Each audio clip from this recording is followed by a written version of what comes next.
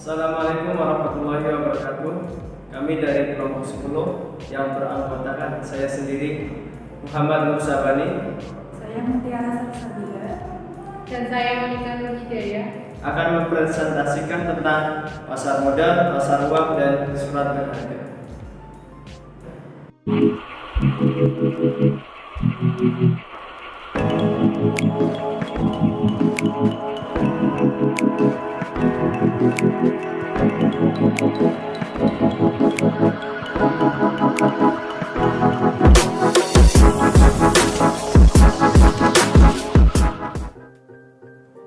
Oke, materi pertama tentang pasar modal.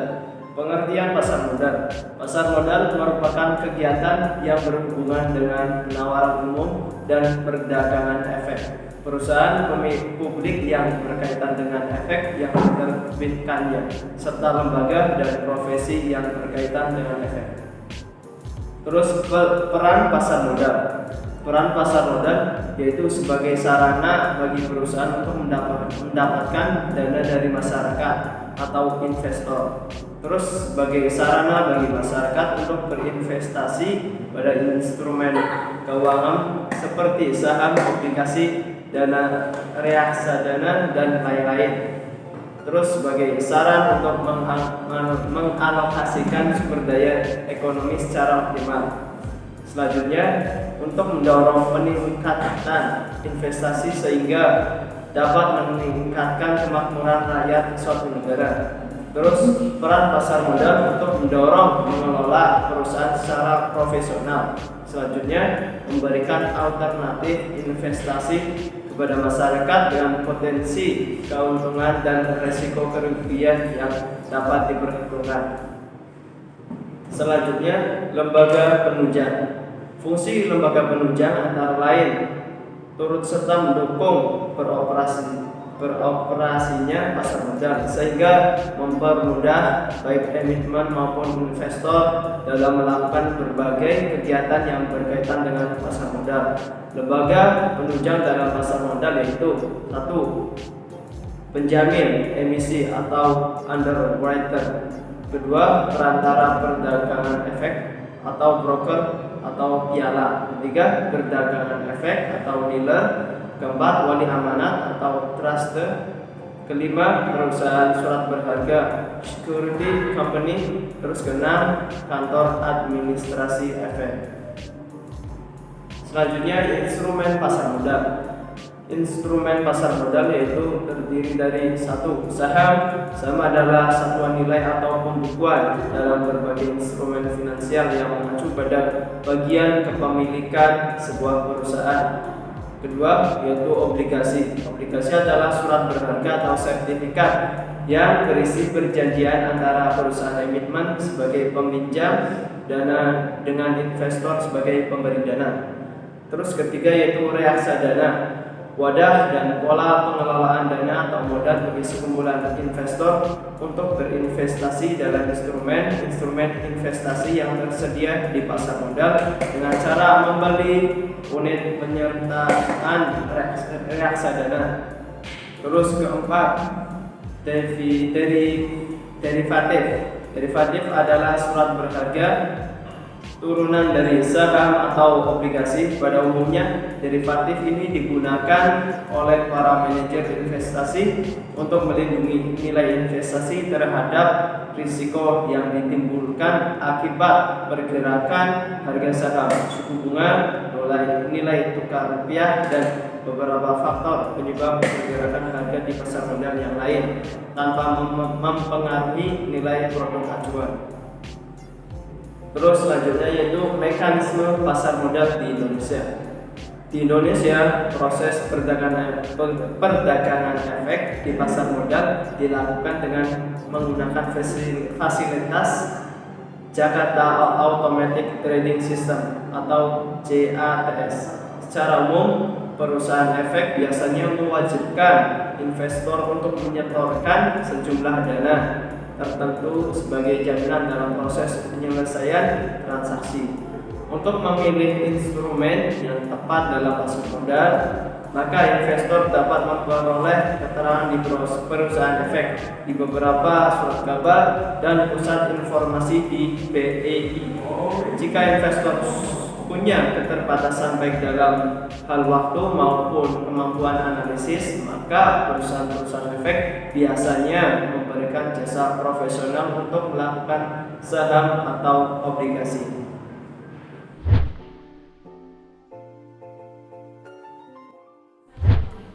Pengertian pasar uang merupakan pertemuan dalam suatu pasar yang abstrak untuk memperoleh demand dan supply dana jangka pendek.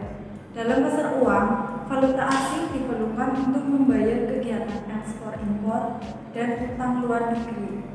Ciri-ciri pasar uang: yang pertama, menekankan pada pemenuhan dana jangka pendek. Yang kedua, mekanisme pasar uang ditekankan untuk mempertemukan pihak yang mempunyai kelebihan dana dan yang membutuhkan dana. Yang ketiga, terikat pada tempat tertentu seperti halnya pasar modal. Jenis instrumen pasar uang: yang pertama, sertifikat Bank Indonesia atau SBI. Yang kedua, surat berharga pasar uang atau SBPU. Yang ketiga, sertifikat deposito. Dan yang keempat, treasury bills. Yang kelima, promissory note.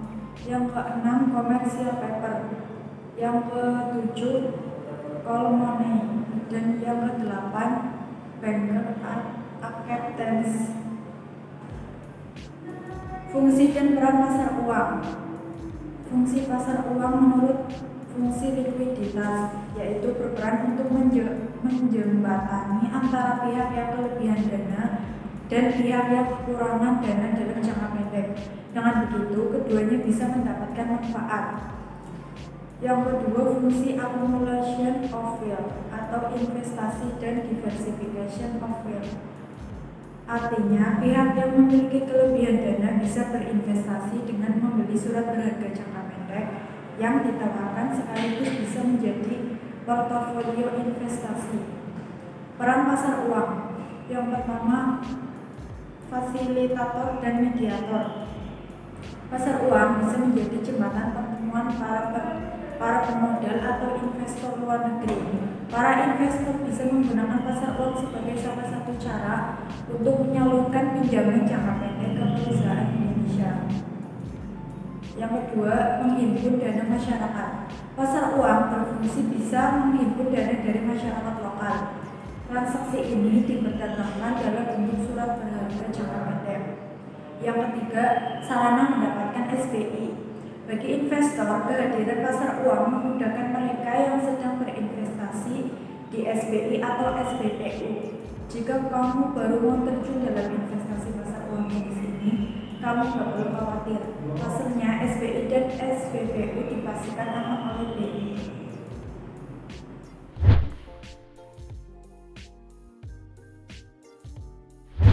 Surat berharga. Pengertian surat berharga. Surat berharga adalah sebuah dokumen yang memiliki nilai uang yang diakui dan dilindungi hukum untuk kepentingan transaksi perdagangan, pembayaran, penagihan, atau sejenis lainnya. Dalam transaksi perdagangan modern, surat berharga juga sering digunakan sebagai alat pembayaran, khususnya di kalangan para pengusaha. Banyak pengusaha yang menggunakan surat yang satu ini sebagai alat pembayaran transaksi perdagangan karena dianggap lebih aman, praktis, dan memiliki gengsi tersendiri. Fungsi utama surat berharga digunakan sebagai alat pembayaran, sebagai surat legitimasi karena surat tersebut adalah panduan bagi pemegang surat yang dianggap sebagai pihak yang dapat melakukan atau memiliki hak tertentu. Ciri-ciri surat berharga: 1. Berbentuk dokumen tertulis. 2. Harus memiliki nama. 3. Terdapat beberapa tanda tangan dari pihak terkait. 4. Merupakan perintah atau janji tanpa syarat. 5. Di dalamnya terdapat akta perintah atau janji membayar. 6. Di dalamnya terdapat nama orang yang membayar. 7. Terdapat keterangan waktu pembayaran yang harus dilakukan. Manfaat surat berharga. Manfaat dari surat berharga dapat dilihat dari sisi, yaitu segi yuridis dan segi fungsinya. Dari segi yuridis, Manfaat surat berharga secara yuridis adalah sebagai 1. Alat pembayaran, 2. Alat pemindahan hak tagih karena diperjualbelikan, 3. Surat legitimasi atau surat bukti tagih. Dari segi fungsinya, manfaat berharga dilihat dari segi fungsinya adalah sebagai berikut: 1. Surat yang sifatnya hukum kebendaan, 2. Surat tanda keanggotaan dari persekutuan, 3. Surat tagihan hutang. Jenis-jenis surat berharga menurut KUHD. 1. Wesel.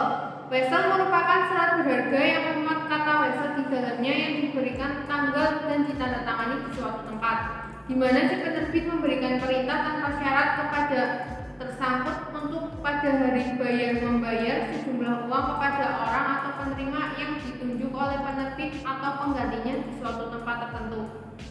2. Surat sanggup. Surat sanggup ialah surat berharga yang memuat kata aksep atau promes, di mana penerbit menyanggupi untuk membayar sejumlah uang kepada orang yang disebut dalam surat sanggup itu atau penggantinya atau pembawanya pada hari pembayaran. Ketiga, cek. Cek adalah surat berharga yang di dalamnya terdapat kata cek atau cekwe, di mana penerbitnya memerintahkan kepada bank tertentu untuk membayar sejumlah uang kepada orang yang namanya disebut dalam cek. Penggantinya, pembawanya pada saat ditunjukkan.